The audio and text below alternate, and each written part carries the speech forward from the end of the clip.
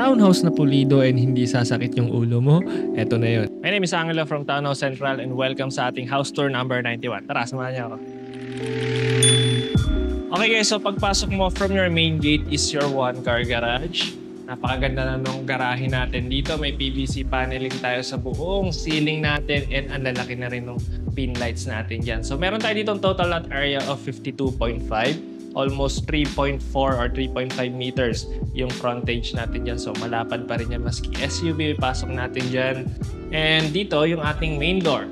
Kung papansin nyo rin yung flooring natin dito or yung garahe natin is pataas yan. Medyo pa-slope yan so safe tayo sa baha dito kung sakali. Andito yung ating panel board and then yung gripo kung sakaling magka-car wash tayo dito sa garahe natin. Then yung pinturin natin dito or yung gate natin dito is very secured na rin. Kung mapapansin nyo, bifold na rin yan and wala nang magkakasya ulo dyan kung sakali. Okay, now proceed na tayo dito sa ating main door. Sabay may provision na rin pala tayo ng mga CCTVs dito sa garahe and bawat floors natin may provision tayo for CCTVs. Okay, so yung main door natin dito, very secured na rin yan. Parang plastic siya na very solid. And ayan, tingnan mo yung lock dito. Tara. Mapapansin niyo yung mga locks natin dyan. Ayan, may pagka-vault lock na rin tayo dyan. Isa, dalawa, tatlo, apat, lima. Ayan, marami tayong lock dyan. 5 yung lock natin dito. So very solid na rin. And may pagka-soundproof na rin tong main door natin. Also, bulok resistant na rin ta.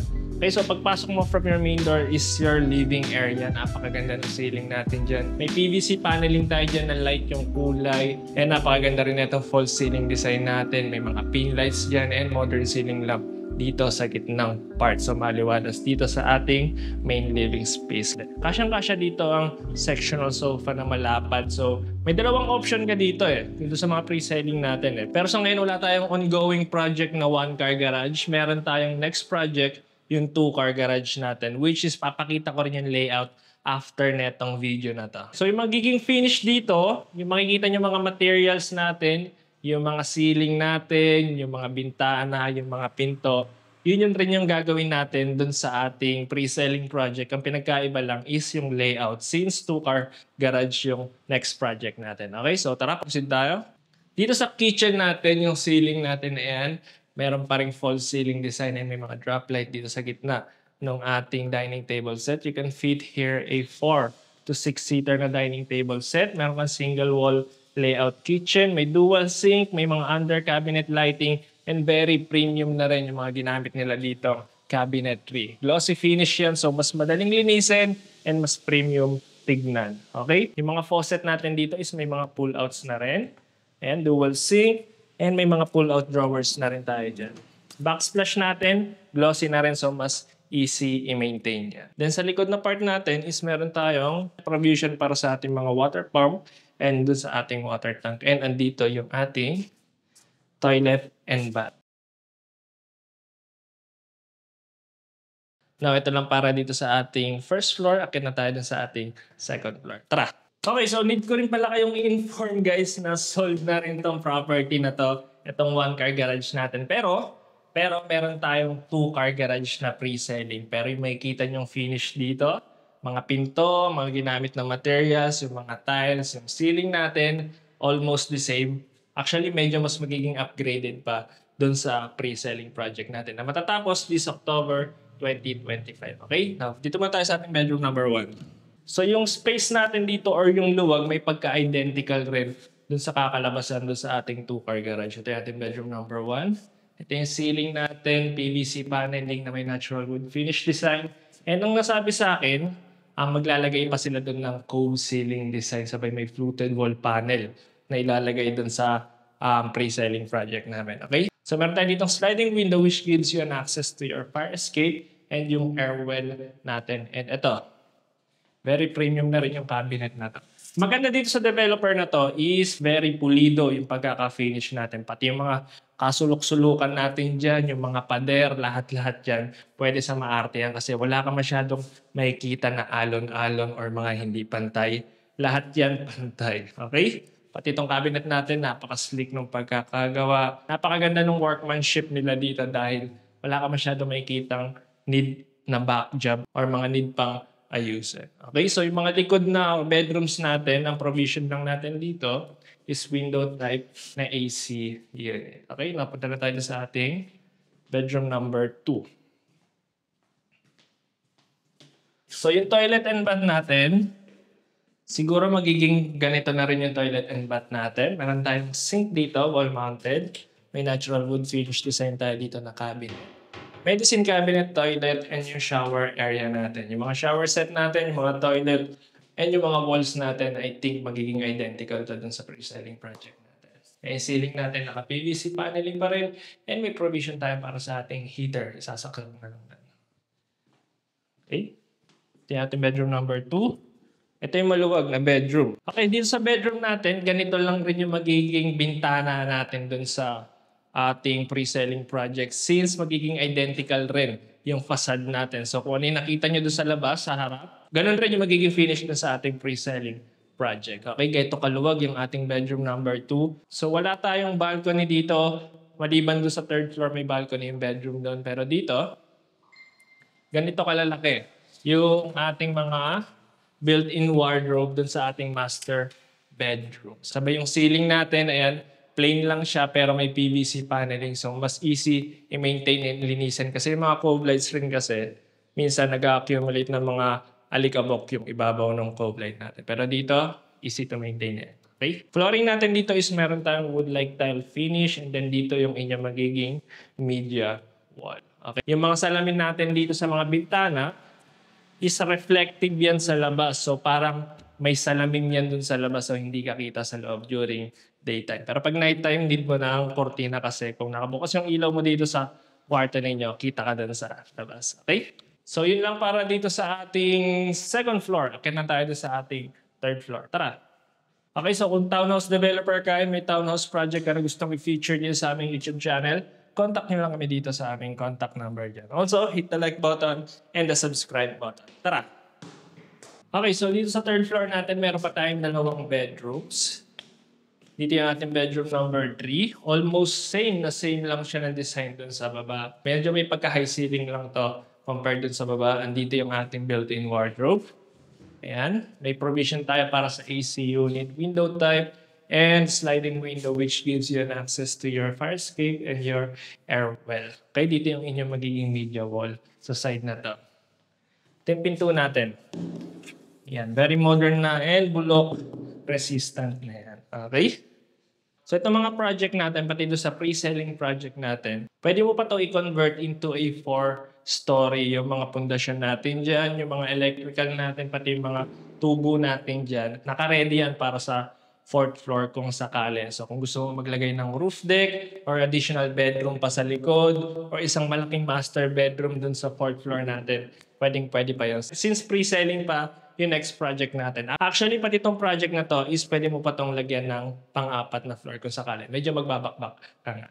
Okay? So ito yung ating master bedroom with walk-in closet. Ayan. Ito yung walk-in closet natin. So kung sakali, pwede ka pa maglagay dito ng additional cabinets. And ito yung ating ensuite toilet and bath. Same design dun sa baba. Kulang na lang dito is LED vanity mirror. And yung shower area natin dito. Alam nyo na dito sa Sampaloc, wala masyadong mga shower enclosure na nilalagay dito since accessories na yan. Okay? So dito yung ating master bedroom. Ito kaluwag yung ating master bedroom. Again, maglalagay sila doon sa next project namin ng cove ceiling design. May mga outlet na tayo dyan. Dito yung inyong magiging media wall and yung flooring natin is wood-like tile finish. Wala kang magiging problema sa mga anay dito sa project na to, pati doon sa next project namin. Since almost mga engineered na mga woods na yung ginamit namin dito. Okay? So here, meron pa sariling balcony. Same doon sa next project natin. Ayan, you have this balcony. Stainless steel and tempered glass finish. Ito yung makikita mo dun sa harap natin. Ayan. May outdoor na fluted wall panel tayo with accent lights. Ang ganda na ito paggabi actually. So yun lang guys. Now tara, dito tayo sa loob. Okay, so again, meron tayo dito 52.5 square meters of lot area, 157 square meters of floor area. Meron tayo dito ang total of 4 bedrooms and 1 car garage. Then yung pre-selling project natin is 52.5 square meters rin. ganito kalapad rin yun. Kung ano yung nakita nyo lapad dito, ganun rin yun. Yung master bedroom natin almost magiging the same. Yung laki. So siguro kung may magbabago lang dito is yung ceiling natin. Lalagyan lang yun ng cove ceiling design. So yung layout ng 2-car garage natin is ipi-play ko ngayon. Okay, so i-voice over ko na lang yung luma natin na video. So, ganito yung magiging 2-car garage natin. Katulad dyan, paakyat pa rin or pa-slope pa rin yung garahe natin. Kasya doon ang isang SUV and isang sedan. Pero kung gusto yung dalawang SUV, pwede naman natin extend yung gate kung sakali. Yung kulay ng ating mga ceiling dyan, yung mga PVC paneling na ginamit dyan, pwede yan mas maging light or parang Muji yung kulay. Depende sa inyo since pre-selling pa lang. So, kung nakikita nyo yung video natin, 50 square meters lang yung video natin yan, townhouse na yan, pero yung ating pre-selling project is 52.5. So, mas malapad yung pre-selling project natin. So, kung ano yung nakikita nyo dyan sa video, laparan nyo pa ng konti. Okay, ito yung main door natin, dalawa. Isa lang siya actually, pero ito, meron siyang extension. So, mas engrande tignan pag binuksan. Di ko lang alam kung masasama yan dun sa pre-selling project natin, pero tignan natin. Pasok mo dito sa main door ninyo is your entry foyer. Mas maluwag yan. Ayan. Sabay, wala lang tayong handrails dyan sa kabilang side ng hagdan natin, pero lalagyan yan. Almost magiging identical talaga yung magiging layout neto dun sa ating pre-selling project. Ang maiiba lang is yung kulay ng mga pintuan natin, yung kulay ng ceiling natin, yung mga cove ceiling, yung mga false ceiling design, pero yung overall layout katulad talaga neto. Okay, sa likod yung ating laundry area and yung fire escape, pati yung air well natin. Sabay dito sa kaliwa is may full toilet and bath. Ayan. Okay, kung ano yung makita nyo materials dyan is almost the same yung lalagay dun sa ating pre-selling project. Or mas upgraded pa talaga. Okay, ito yung hagdan natin. Again, lalagyan nyo ng handrails pa yun. Ito yung hagdan natin paakyat sa ating second floor and third floor. May mga low-level lighting tayo dyan. And dito sa second floor is yung ating main living space. Again, kung mapapansin nyo, medyo mas makitid yung property na to or yung townhouse na yan, pero dun sa ating pre-selling project is mas malapad. So, yung layout ng kitchen natin, L-shape pa rin, pero hindi ko pa sure kung ano yung magiging final, kung dyan ba talaga yung position ng sink natin, and dun sa cooktop natin, depende pa yon, okay? Pero since pre-selling pa naman, baka kaya nyo pang ihabol yon. Kaya bilis-bilisan nyo. Kung may gusto pa kayong ipabago, baka mahabol pa natin yon. Okay? Pero yan, very premium yung finish ng mga cabinetries natin. I don't know kung gusto nyo ng ganyang kulay or pwede rin kulay puti na glossy finish. Depende sa inyo yan. And yung ceiling natin, again, magbabago ng kulay. Yung ginamit nila dyan na PVC paneling. Pero parang may nasabi sa akin gagawing fluted wall panel yung ceiling natin dyan. So, ayan, mas maganda nga and mas magiging upgraded. Okay? Dito naman sa ating living area, kung papansin nyo, maliit lang yung bintana kasi ni-request talaga yan nung nakabili niyang property na yan. Pero dun sa pre-selling project natin, dalawang pahaba, almost floor to ceiling, yung magiging bintana natin dyan. So, maliwalas and nabubuksan, may owning window yan. Okay? Also, yung ceiling natin, di ko rin sure kung gagayahin yung mga ceiling na ginamit dun sa ating one-car garage or ganito. At least, depende sa inyo. Mahabol nyo pa kung ano yung gusto nyong gawin or design dito sa inyong main living space. Kaya, i-message nyo na ako and i-reserve nyo na yun para masunod yung mga gusto ninyong design. Okay? Sa tabi ng ating kitchen is meron tayong full toilet and bath. Dito na rin yung toilet and bath ng ating bedroom number 1. Almost the same yung magiging design nito. Yung mga materials na ginamit dito is almost katulad ng kakalabasan dun sa ating pre-selling project. Okay, may wall niche tayo dyan. May shower area pero walang shower enclosure. Sa gitna yung toilet and meron tayong bulok resistant na mga vanity cabinet. Ito yung ating bedroom number 1. May floor-to-ceiling na built-in wardrobe. I don't know kung ganyan rin kalapad kasi alam ko dinagdag na yan. Dinagdagan pa, sinagad hanggang malapit na sa pinto yung built-in wardrobe natin. Pero ang alam ko, magiging kalahati lang yan. Yung laki ng built-in wardrobe natin. Pero ayun, pwede na nga nating ihabol yan kung gusto nyo na mas malapad na built-in wardrobe. Pero expense nyo na yan. Dito may sliding window tayo which opens up dun sa ating air well and dun sa ating fire escape. Okay, may cove ceiling design na rin tayo dito sa mga bedrooms natin. Again, yung ceiling natin, pwede pa yan gawing mas light para mas modern tignan kung sakali. Pwede nyo pang ihabol yan. Okay? Parang doon sa ating one-car garage, ganun yung kakalabasan. Naman sa third floor natin is yung ating bedroom number 2 and yung ating master bedroom. Katulad do sa kakalabasan ng ating pre-selling project, may drop lights design tayo dyan and may cove ceiling. And dito yung ating bedroom number 2. Again, mas magiging mas malapad yung ating bedroom number 2 dito. Lahat ng bedroom natin mas magiging malapad since 52.5 yung pre-selling project natin. Okay, provision for your window type AC unit. Dito sa side na to yung ating built-in wardrobe. Okay, wala sa loob ng bedroom yung CR natin, so mas maluwag yung mga bedroom natin since hindi na rin may lalagay. Mahirap na ipasok doon sa airwell natin yung CR kasi may sinusunod tayo dito na proper setback. Okay? Also, yung project na to is pwede mo rin i-upgrade into a 4-story kung gusto nyo maglagay ng roof deck or maglagay pa ng additional na 2 bedrooms or isang bedroom sabay medyo kalahating roof deck. Pwede nyo ihabol yan. Lahat ng pundasyon natin, yung electrical natin, yung mga tubo natin sa tubig is naka-ready para sa 4-story natin. Ito yung ating toilet and bath para sa ating bedroom number 2. Nasa tabi siya ng master bedroom. Same design siya dun sa second floor natin and ayan, maluwag pa rin naman, kompleto pa rin and napakaganda pa rin ng design natin dyan. Shower enclosure na lang yung kulang. Then ito yung ating master bedroom. Okay, meron tayo ditong walk-in closet and ensuite toilet and bath. Okay, so ganito lang kalaki yung ating walk-in closet dyan. Floor to ceiling na rin yan. Sabay may another pinto.